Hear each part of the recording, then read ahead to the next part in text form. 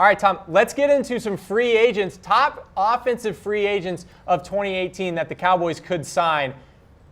Quick weigh-in here. Yeah. Who do you guys want? Who do you guys want the Cowboys to sign? No. Okay. If money was no object, if everybody wanted to come play for the Dallas Cowboys, who do you want the Cowboys to sign? But that's not how it works, though, Brett. So? So it's more fun this way. It is more fun this way, and I will do my little. Sammy Watkins, there it is. There we go. We got it within 2 minutes. I'd love Sammy Watkins, but I want to remind everyone the Cowboys are not going to spend a lot in free agency, and here's why. Whatever money you allocate to signing DeMarcus Lawrence, let's just say $17 million, that's about what the franchise tag is. When you factor in even cutting guys like James Hanna, Benson Mayowa, heck, even Cole Beasley, you only end up with roughly $12 million in spending money, and that doesn't include Jonathan Cooper. That doesn't include Anthony Hitchens. And you can end up getting more money by cutting guys like Tyrone Crawford, Orlando Scandrick, and Des Bryant, but you're not going to have that money in free agency. So when it comes to spending money, you're looking at about $12 million in actual money to spend on other teams' free agents. That's not much. So we're going to go through a bunch of different guys, some realistic, some not. Offensive players today, defensive players next week. But just remember, you're looking at 12-ish million. Guys like Mike Evans, not a free agent. That's not going to happen. So awesome as that would be, though. Hey, I did see this one come up in comments, and let's just get it out of the way, even though we're not talking about defense this week. Earl Thomas. Not a free agent. He's not a free agent. But next year. Next year, we'll talk baby. about Earl Thomas. Yeah, baby. Even though he did say he wanted to be a Cowboy, it's not going to happen until next year. All right, let's get the ball rolling. Let's start at the quarterback position, Mark Sanchez. I actually want him back, Brett. Is that weird to say? It's weird. I thought he was a good backup for the Dallas Cowboys. Not a guy you ever want to play, but I remain of the belief the Cowboys need a veteran backup quarterback. And Sanchez and Dak, I think, got along pretty well. We always have to give a lot of credit to Romo, and rightfully so, but Sanchez was often in Dak's ear. I thought he was good for Dak. All right, let's stick at the quarterback position. Again, backup option, Matt Moore. I remain a very big fan of one Matt Moore, because Matt Moore never should have been let go of the Cowboys in the first place. I didn't like trying to sneak him on the practice squad. He has had a very long career. He is a free agent once again. I would like to bring back Matt Moore as the veteran backup. And they're only looking at these type of quarterbacks because, once again, folks, they're not going to spend money on a new quarterback. It is a veteran backup or nothing here. All right, those are a couple of quarterback options. It's going to be a backup, though. Yes, it's not going to be a starter. Dak Prescott is the Cowboys' quarterback, so those of you that don't want Dak as a quarterback, you're going to have to find a new team, I guess. I don't know. And I think you can still sign a Matt Moore or a Mark Sanders and keep Cooper Rush on the roster as well. All right, let's move over to the running back position. How about Jamaal Charles in terms of, again, a backup? It's a fun name because, look, Jamaal Charles used to be really good. Didn't do that much in Denver, though. He's not the same player he once was. I think he still wants to be a starter. I would be fine with him as a change of pace or third down back. I don't know if that's what Charles wants. I don't know how much money he would want. You could end up seeing the Cowboys, rather than sign a pricey free agent or any free agent, go invest a young draft pick again. Because they'll have plenty this year in the draft. Yeah, I could see the Cowboys going and getting a running back there in the draft. All right, Shane Vereen, he's another option. A very common theme here for these halfbacks, folks. Third down backs. Yeah. That's exactly what Shane Vereen is. He's not going to get a ton of carries, and that's not what he's best at. He's a scat back. I was pretty amazed about the amount of downs that Ezekiel Elliott played this year when obviously he wasn't suspended. And I think the Cowboys could really use a third down type of back to spell Zeke a little bit more than they did this year. Because if you're going to give Zeke a breather, you would rather do it on third down when you're typically going to be passing anyway. So I think that's where that makes the most sense. All right, let's go to another running back here, C.J. Spiller. Spiller had such a weird year. He was constantly getting cut by the Chiefs and then re-signed. And you see the stats there, 2 carries, no yards, and a TD. It was a weird year for C.J. Spiller. I think he is at the tail end of his career. Even if the Cowboys sign him, there's no guarantee I think he actually makes the roster. I don't know if it's a surefire lock that he is on the Cowboys if he were to be signed. All right, let's go to another familiar face to Cowboys fans, and that's Lance Dunbar. Remember how good he was with Romo that one year before he got hurt, just the check down king? my fear with Dunbar in terms of coming to the Cowboys, I think he might want a bigger role, and that's why he left in the first place. Right. Like Dunbar, I've always liked. He offers some by the way, return value too. well, I know he was injured in 2017, but it's not like he would have had a bigger role with the Rams this year. He might, yeah, because Todd Gurley was balling out. But with Dunbar, you have a classic third down back. The big issue with Dunbar is it was very obvious when he was on the field, the Cowboys were not running the football. It was almost exclusively pass plays. That was a big concern of mine. I still like Dunbar. If he wants to come back cheap, I'm all for it as that third down scat back type. All right, one more running back for you guys to consider as a backup. Oday Ellington, the former Cardinal and Texan. I've always liked Oday Ellington. He played for both teams this year. He's best as a third down back. He can get some work, and I think he'd be a good backup for the Dallas Cowboys, even though I think he's been a bit frustrated by not getting work and hasn't always been that effective. But when it comes to Oday Ellington, I do like him as a third down back, and I think he'd be the cheap type of option the Cowboys could look for, where you're looking, hey, let's give at most $1 million contract to this backup here. Tom, I'm just going to throw out another name. What about Darren McFadden? Unretiring? Do you think he'd unretire or anything like that? I think at this point, maybe, but not to come back for the Cowboys. I think he knows his time with the Cowboys is over. Maybe if someone team offers him more playing time, he'd unretire, but who would actually do that? All right, let's get into some wide receivers. And the first one up for you is the one that we want to talk about quite a bit. We already saw some comments about Sammy Watkins. So I have a bold prediction. If the Cowboys were to somehow get Sammy Watkins, he would end up being Dez Bryant in terms of the way that the fan base views him. Teams would you guys would get really tired of Sammy Watkins real fast because look at the stat line.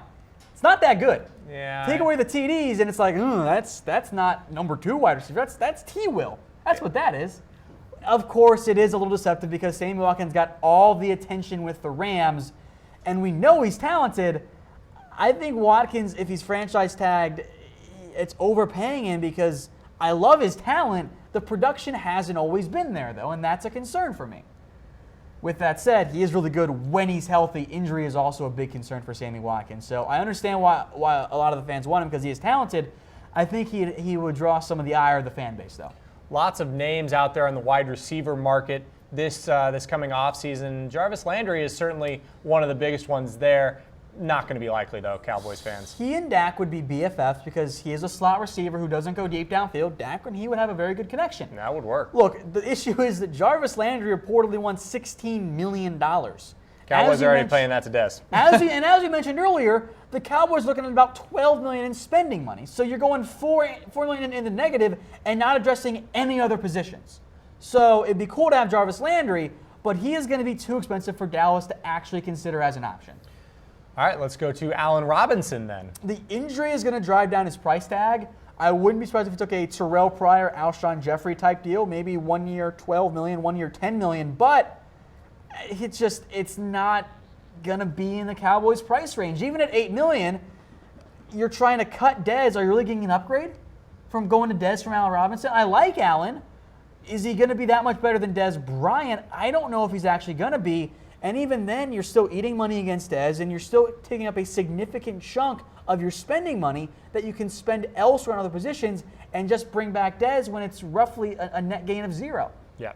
So that's kind of my overarching theme here for the wide receivers. Well, and the Cowboys would have trouble going after any of these guys in free agency because of because of you haven't cut Dez yet. Yeah. So even if one of these guys is going to take over for Dez, it can't happen because there's not enough money, and you wouldn't get any of the Dez savings until after these guys will have already signed. So the draft is where you're going to, at best, fill this position. Mm-hmm. All right, Tom, got a comment here from Jeremy. I'd rather have Josh Gordon than Sammy Watkins. So, why, Jeremy? Well, Jeremy, that is what we call a segue. So this is, I am breaking my own rules by including Josh Gordon. But I knew we were going to have Josh Gordon in the comments, so I had to put him in here. He is an exclusive rights free agent, which is what David Irving was last year. Basically, the Browns and kids go, hey, Josh Gordon, we like you. Here is your contract for about the vet minimum at most, and take it or don't play. Yep. Now, so in the end, of course, it may be Josh Gordon. You never know. In the end, Josh Gordon is kind of more of a trade target for the Dallas Cowboys, and I don't hate that. But I think the Browns are gonna be like, "Hey, he's still Josh Gordon. He's really good. We're asking for at least a second-round pick, maybe even some other picks as well." I don't know if the Cowboys would do that. Foreshadowing to future Cowboys reports, top trade targets. And do we want Josh Gordon and Des Bryant in the same locker room? Ooh. I think that's disrespectful to Des. It is a little bit. Those are different issues, but those guys are both really, really good receivers. I don't know if they'd become best friends is my concern. I love Josh Gordon. I'm a big fan of Flash, but I don't know if he's a guy the Cowboys want to bring into the locker room, given some other issues with guys like Randy Gregory. Well, yeah, that's where I would go. I wouldn't go to Dez on this comparison. I would go to the other Cowboys weed problems. All right, let's move on and go to former Redskins receiver and former Browns receiver, Terrelle Pryor. I'm curious of the comments view because I think people would like, oh yeah, give us Terrelle Pryor. If you guys don't like Dez, you're going to hate Terrelle Pryor. Terrelle Pryor had a great year in 2016, right? Mm-hmm. Here's the issue. The target to catch ratio was the same this year. We rip on Dez for not making plays enough and not making enough of the most use of his targets. Terrelle Pryor is just as bad, if not worse. Mm-hmm. He'll put up big numbers in terms of volume, but as fun as he is to watch, I don't think he's actually that good. So I would have a hard pass on Terrelle Pryor, even though he's a big, good-bodied threat. Yeah, in an offense like the Redskins, he just wasn't able to do anything. Really, those wide receivers in general. Yeah, it was a rough year. They gave the ball to Thompson and the tight ends. All right, let's go to another Jags receiver here, and that's Marquise Lee. I've always liked Marquise Lee, but I think he's going to kind of fall into some of this Allen Robinson territory where he's going to make $6-7 million even. I think maybe near the minimum, and at that point, that's such a significant chunk of your cap space. Doesn't it make more sense to not sign a Marquise Lee, go out and draft a receiver in round 2, and invest that money in a guy like Anthony Hitchens or an offensive lineman or some more defensive players? That's kind of where I'm at with a guy like Marquise Lee. I like him, but you have to approach it from a investment perspective and making the most use of your funds. I don't think a guy like Marquise Lee is that in the end. It's kind of amazing to me that the Jags are producing 2 of the top wide receiver free agents this year. More production in spite of Blake Bortles. Exactly. So Blake Bortles obviously did something, right? Threw it near him. Come on. I don't like Blake Bortles. I'm sorry. All right, fine. We'll move on from the Jags. Let's talk about Paul Richardson, former Seahawk. So these are sort of, by the way, I think in terms of the least likely to most likely, and we're getting into that. This could actually happen because Richardson is very talented and he's a deep threat. Mm-hmm. He would be your Bryce Butler replacement and a better one. You would move T. Will down to the number 4 receiver spot, and Richardson has the upside. The big concern for me is he's a little inconsistent and he has injury issues overall. That concerns me quite a bit with Richardson. But I think the upside is there that the Cowboys signed Richardson, let's say, a 1-year, $5 million deal or $4 million deal. I'd actually like that move quite a bit. Cherky says Randy Moss. Throwing that one out there. All right, let's go to Arizona Cardinal, John Brown. Brown is such an interesting player because when he's on the field and healthy, he's actually really good. The issue is he's never on the field and healthy. He has the sickle cell trait, and that's led to a lot of injuries, namely some soft tissue issues for him. If he signs on a cheap prove-it contract, I like John Brown as an option. I don't know if he's going to get that, though, because teams going to be like, oh, man, when he's on the field, he's good. He's really good. I like John Brown as a fit. I do think he's an actual possible option for the Cowboys, but I think he might take a bigger role elsewhere because he's going to be like, you got T. Will, you're not going to cut him. Let me go get a better spot where I know I'm going to get more targets. All right, one more wide receiver for you guys to chew on this offseason, and that's Taylor Gabriel. If he were a little bit bigger, he'd be perfect. But I think he might be limited to only the slot guy, and we already have Cole and Ryan Switzer. Size matters, Brett. Size matters. Don't let anyone tell you otherwise. But he'd be a good fit for Dak. He's the type of receiver who gets open with his route running, and that's what you want to see for Dak. Dak is not going to be, at this point in his career, a guy that throws players open. And even when he does and throws Terrence Williams open, he drops it and it gets picked off. But a guy like Gabriel gets open pretty, not easy, but gets open enough that it'd be a good fit for Dak, but he might be a little bit too small. So you could see a bottom-tier free agent signing, but I think the draft is where the Cowboys are going to look for wide receivers. So, all right, let's move into tight end. It feels like you included tight ends just for the sake of including tight ends. Yes, everyone got a position. All positions matter. All positions matter. Jimmy Graham is a free agent tight end. Look, if Jason Witten retired you didn't tomorrow, get that? Oh man, I got it. He is a free agent tight end. Okay, cool. Yeah. So he's not coming to the Cowboys. No, he's not. He's absolutely not. Because if Jason Witten retired, maybe he'd be more of an option. But Jimmy Graham is going to be out of the Cowboys' price range. If Witten retired, all of a sudden you've got another $6.5 million to spend. You can send some of that towards a guy like Jimmy Graham, but he's going to go somewhere else. As fun as he would be with Dak Prescott. So when we say top 25 free agent targets for the Cowboys, we're not necessarily saying, look, these are going to be signed. No, because I wanted to give the guys that I figured people would comment about. And I think I've been proven right with a couple of these comments That's right. here. Lots to talk about here. There are a lot of big-name free agents out there this offseason, but it doesn't mean the Cowboys are coming anywhere near some of these guys. Tyler Eifert's probably in that realm as well. He's really good when he's on the field. Yeah. But like some other guys, he's never on the field. Tyler Eifert just cannot stay healthy. At this point in his career, he's never going to stay healthy. When he's on the field, he's probably a top 5 tight end in the NFL. But he's always hurt with some kind of injury. And I think with Eifert, again, if Witten was gone, maybe he'd make more sense. But I think the Cowboys say, no. You could maybe see a team, maybe even the Cowboys go, hey, we'll give you a very cheap 1-year proof of contract. At that point, I'd like Eifert a lot as a fit, but I think he's going to get more money and more playing time elsewhere. Yeah, I don't think the Cowboys really need a tight end either, Tom. All right, let's go to Trey Burton here. One more tight end option here, the tight end from the Eagles. If he ends up being cheaper than expected, I would actually really like Trey Burton. I think he's a guy that proved himself when he's been on the field. He's a really good athlete, thrived when Zach Ertz was hurt or out. I would love to get Trey Burton, but I think he is going to say, I can get more money elsewhere and more playing time. So I think Burton entering free agency might be a year too early on that end. Plus, you got Rico Gathers, right, Brett? That's what I was going for. John says bring back Martellus Bennett. Yeah, Martellus Bennett's not coming back to the Dallas Cowboys. And frankly, he quit on the Packers. I don't want to touch Martellus Bennett. Martellus Bennett, it's always somebody else's fault. Yeah. Jason Witten didn't mentor me enough. My back hurts. I have no interest in Martellus Bennett. Back hurts. I have zero interest in Bennett. Okay, let's move to the offensive line. This could be a position where the Cowboys try and go find somebody here, Tom. Start with Matt Slauson. Look, I could have probably had 25 guys on here, but it would have been a lot of names that most people hadn't heard of. So I tried to narrow it down and focus on some bigger names. And if the Cowboys do lose Jonathan Cooper, I'd like Matt Slauson. He can play guard or center, can fill that backup role, or be a starter. He wasn't that good this year, but he was banged up. I think he'd be a quality left guard. He is the type of guy you could sign for a year, draft another guard in the mid-rounds, groom that guard, and then have him replace Matt Slauson.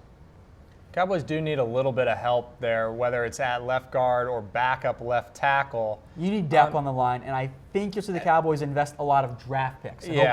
hope you hit on one or two, knowing you're going to miss on. Yeah, guys like Slauson could make sense. Another guy, Luke Joeckel, could make a little bit of sense. I know he hasn't lived up to being that number 2 overall draft pick, though, Tom. It all depends on how much money Luke Joeckel costs. If I know one thing about the Cowboys, they like those failed first-round picks, like Sure. Jonathan Cooper. Sure. And maybe, look, if you put Joeckel in between Tyron Smith and Travis Frederick, he probably ends up being at least league average, right? So I think you'll see the Cowboys look at guys that haven't been all that good as of late, and I think you'll see the team try and sign a cheaper option when it comes to offensive line play. Because they're not going to invest a lot of money because they can't. They've already got too much tied up. Considering how bad the Seahawks offensive line was this past year, it's amazing that you've got 2 of them on this list. Oday Aboushi is next. That's because they're cheap. Yeah. Cheap matters here for the offensive line. He's bounced around for the NFL. He's kind of more of a backup guard. I think he could be okay at left guard because you're going to be able to go cheaper and less talented because the play of Tyron Smith and the play of Travis Frederick will help cover up for that as long as Tyron Smith is healthy. All right, let's talk about Alex Boone next. He was not good this year. He's been better in years past. He is again in that Matt Slauson category of, hey, here's a veteran guard that we can sign, bring in, and groom another younger guard behind him that we spent a mid-round pick on. 2 more offensive linemen to talk about. Next one, Xavier Seumalo. Nailed it, Brett. Nailed nice it. job. I did give you the pronunciation. Thanks, so appreciate it. I tried to help you out Appreciate there, you. so I didn't leave you out on a there. He's been a bit of a bust as a second-round pick. He has not been very good, But I think the Cowboys liked him coming out. And I think you could see them, say, hey, look, he was not good. Come be with the Cowboys. Come sign a cheap one-year deal and say, hey, we're going to put you between Tyron Smith and Travis Frederick. We're going to make you a lot better. And I think that actually becomes a good selling point for the Dallas Cowboys. If you're a lineman who has struggled as of late, you're not going to get a big contract. Why not go to Dallas, make yourself look better, sign that prove-it deal, and then leave and get more money elsewhere? I think that actually makes some sense. And I think if you see the Cowboys invest some money in free agency in the offseason, I think the offensive line is where that money goes. Yeah, it's a decent place to kind of revitalize your career. It is. And in terms of that position as well, Cowboys have consistently had a solid offensive line. Okay, one more here on the offensive line. That's Greg Robinson. Another failed draft pick, and he was with the Lions this year. It did not go very well. He strikes me as a swing tackle option. Don't know how much I would like it, but if it's the failed high draft pick and it allows you to look elsewhere in the draft and still sign a guy like Greg Robinson for cheap and still draft somebody relatively early as well. I wouldn't mind getting a guy like Greg Robinson. I know he's not great, but hey, he can't be worse than Chaz Green, right? Right? Sure. Like how much worse could it actually be? All right, 25 free agents this offseason that the Cowboys could take a look at. There's some, let's say, varying degrees of likelihood from, let's just call it fake news to 4 stars, like we like to do here. Mark Sanchez, Matt Moore at the quarterback position. I'll take either. Jamaal Charles, Shane Vereen, CJ Spiller. Probably not going to happen. Lance Dunbar, Oday Ellington, maybe? Maybe, but I think they go young draft pick instead. Yeah, as that backup running back slot. In terms of the wide receivers, the not going to happen, Sammy Watkins, Jarvis Landry, and Allen Robinson. Nope, not happening. Josh Gordon, he would have to be traded for it to happen. I cheated here. Yeah.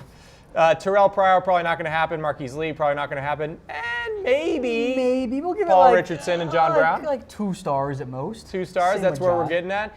Taylor Gabriel, does he get up into the 3-star range maybe? I still think Probably it's not. 2 because I don't think they signed a free agent wide receiver. Yeah, you're going to have to go do it in the draft. The money-wise at the wide receiver position, it just isn't going to make sense for the Dallas Cowboys this offseason. All right, tight end position. I'd give all of these 0 stars, Tom. I would give, how about 1 star to Trey Burton? Okay, fine. Deal. All right, let's go to the offensive line. Matt Slauson, Luke Joeckel, Oday Aboushi, Alex Boone, Xavier Seumalo, and Greg Robinson as there are options a there. whole lot of linemen that could be signed with the Cowboys, but we intentionally went with these guys because they're a little bit bigger name. They've been starters, and, well, you guys don't care about backup offensive.